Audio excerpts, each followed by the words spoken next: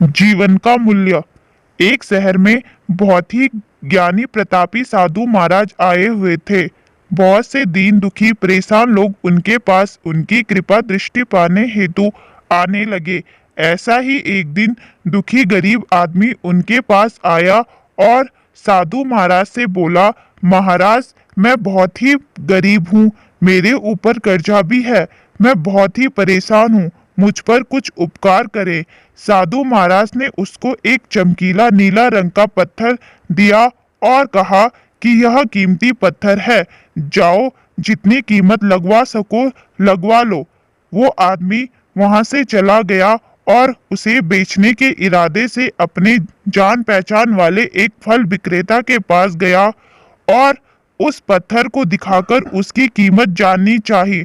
फल विक्रेता बोला, मुझे लगता है ये नीला सीसा है, महात्मा ने तुम्हें ऐसे ही दे दिया है।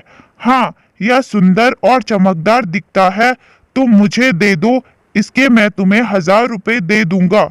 वो आदमी निराश होकर अपने एक अन्य जान पहचान वाले के पास गया जो कि एक बर्तनों का व्यापारी था।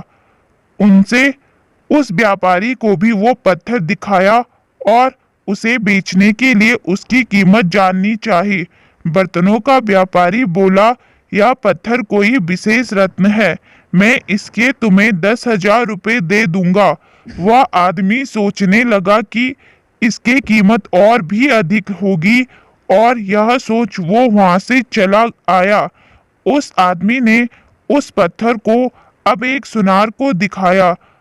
सुनार ने उस पत्थर को ध्यान से देखा और बोला, ये काफी कीमती है, इसके मैं तुम्हें 1,00,000 रुपए दे दूंगा।